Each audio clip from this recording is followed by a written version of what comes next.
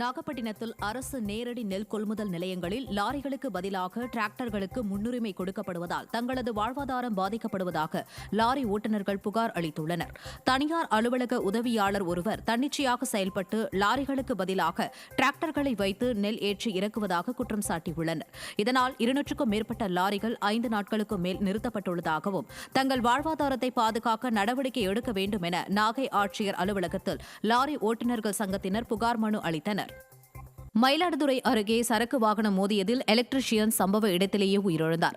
சீர்காழி தாலுகா சேமங்கலம் கிராமத்தைச் சேர்ந்த எலக்ட்ரீஷியன் முத்துக்குமார் என்பவர் நேற்று தனது இருசக்கர வாகனத்தில் மயிலாடுதுறை நோக்கி சென்றுள்ளார்.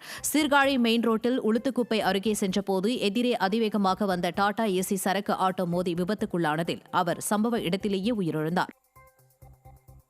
தமிழகத்தின் பல்வேறு பகுதிகளில் கடந்த ஆண்டை விட இந்த ஆண்டு கடும் பனிமூட்டம் நிலவி வருவதால் பொதுமக்களின் இயல்பு வாழ்க்கை பாதிக்கப்பட்டுள்ளது. தலைநகர் சென்னை மற்றும் புறநகர் பகுதிகளிலும், மதுரை மாவட்டம் அலங்காநல்லூர், கிழக்கரை சுற்றுவட்டார பகுதிகளிலும், திருவாரூர் மாவட்டம் கடலூர் சுற்றுவட்டாரத்திலும் இன்று காலை கடும் பனிமூட்டம் நிலவியது.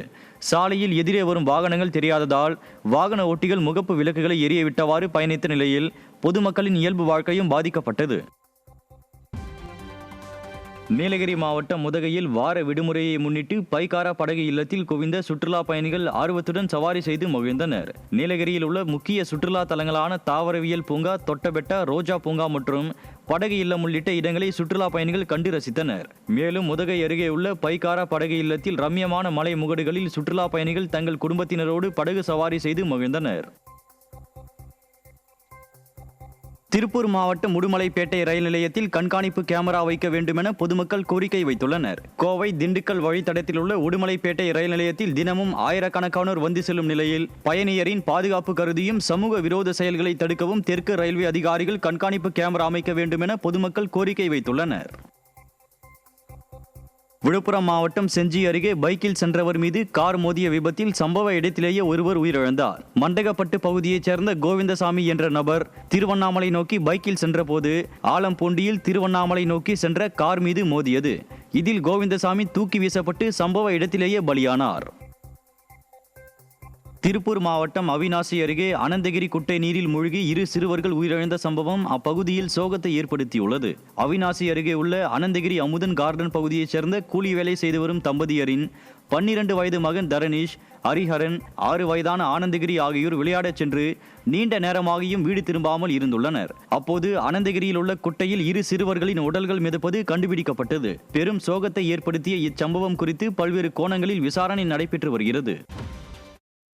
வார விடுமுறை தினத்தை முன்னிட்டு சேலம் மாவட்டம் ஏற்காட்டில் குவிந்த சுற்றுலா பயணிகள் இயற்கையின் இதமான காலநிலையை அனுபவித்து மகிழ்ந்தனர்.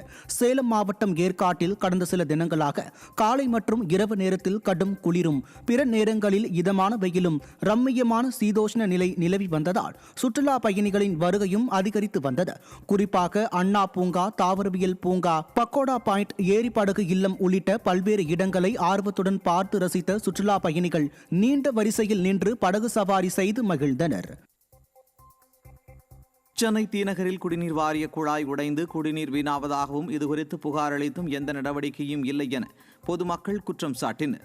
வெங்கட் நாராயணா சாலையில் கடந்த 20 நாட்களுக்கு முன்பு குடிநீர் வாரிய ராட்சத குழாய் ஒன்று உடைந்து நாள்தோறும் குடிநீர் வீணாக சாலையில் பாய்ந்து ஓடி சாலை ஓரங்களில் தண்ணீர் தேங்கி நிற்பதாக அப்பகுதி மக்கள் குற்றம் சாட்டுகின்றனர். இதனால் அவ்வழியாக செல்லும் வாகன ஓட்டிகள் நாள்தோறும் மிகுந்த சிரமத்திற்கு ஆளாகியுள்ளனர்.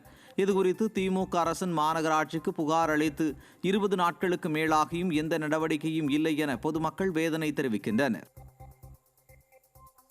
அவங்க அதிகாரி வந்து பார்ப்பாங்க அப்படின்னு சொல்லிட்டு 2 பேர் வந்து பார்த்துட்டு போனாங்க. போனதோட சரி, இன்னும் மறுபடியும் அதை இன்னும் கிளியர் பண்ணவே இல்லை. அது அப்படியே தான் நடந்துக்கிட்டு தான் இருக்குது. இன்னும் தண்ணி வேஸ்ட்டாக போகுது. மோட்ரு போடுற டைம் ஃபுல்லாக ஒரு 3 மணி நேரத்துக்கு தண்ணி வேஸ்ட்டாக கீழே போய்கிட்டு தான் இருக்குது. இது மக்களுக்கு இடையூறாக இங்கே சேரும் சகதியமாக தேங்கி நிற்கிது. இங்கே பெருமாள் கோவில் பக்கத்தில் கோவிலுக்கு வர பக்தர்கள்லாம் ரொம்ப அவஸ்தைப்படுறாங்க. பொதுமக்கள் அவஸ்தைப்படுறாங்க. அந்த சைடு 2 வீலர் அவஸ்தைப்படுறாங்க. அந்த சைடு வந்து மெட்ரோ வேலை நடக்கிறதுனால இது பாதியாக தடுத்துருக்கிறதுனால ரோடு ரொம்ப குறுகிடுச்சு. இதில் இந்த தண்ணியும் தேங்கி நிற்கிறதுனால மக்களுக்கு ரொம்ப சிரமமாக இருக்கு. சென்னை திருவேற்காடு அருகே தானிய மற்றும் உலர் பழங்களின் கிடங்கில் ஏற்பட்ட பயங்கர தீ விபத்தில் சுமார் 1 கோடி ரூபாய் மதிப்புடைய உணவுப் பொருட்கள் தீயில் எரிந்து சேதமடைந்தது. திருவேற்காட்டை அடுத்த வேலப்பஞ்சாவடியில் செயல்பட்டு வரும் தனியார் நிறுவனத்தில் இன்று அதிகாலை ஏற்பட்ட இந்த தீ விபத்தில் நிறுவனத்திற்கு சொந்தமான பல லட்சம் ரூபாய் மதிப்புடைய பொருட்கள் தீயில் எரிந்து சேதமானது. இதனால் அப்பகுதியே புகை மூட்டமாக காட்சியளித்ததால் பொதுமக்கள் அச்சமடைந்தனர்.